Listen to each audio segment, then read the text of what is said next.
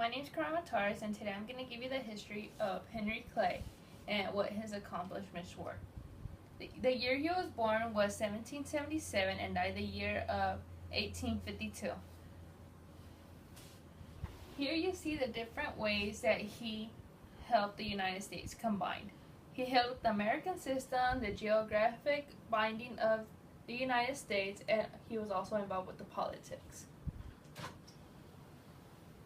The first thing he rebelled against was the Alien Sedition Act. In the Alien Sedition Act, you did not have the freedom of press. If you revoked it against the government would come and take you to the jail. If not, he would burn all your documentaries that you had against him.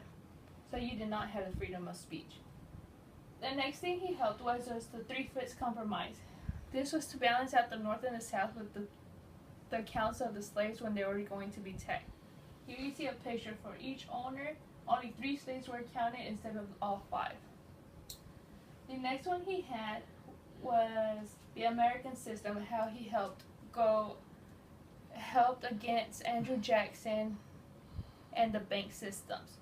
So Andrew Jackson had the government control all the central banks, and Henry Clay reduced that and gave banks different communities and separated the federal, judicial, and the central banks, so the public had more of a choice and not had to be enforced with the government.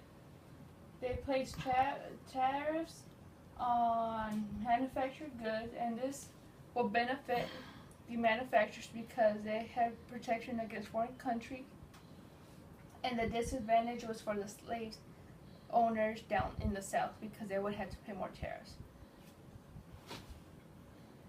Next thing we have here are the compromises he was involved with.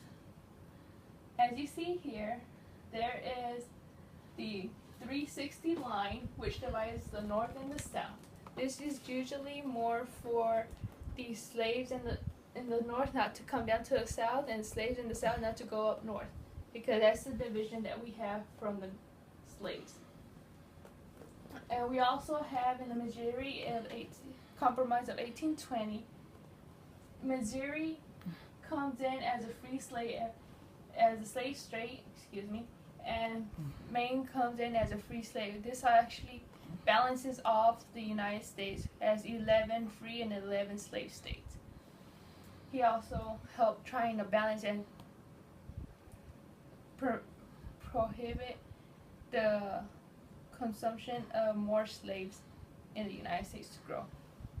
In the 1850, he was successful of not getting into war because California comes in as an amended state as with Texas, and they're both not enslaved states. Henry Clay also, you see here where he adds Texas and California into our map.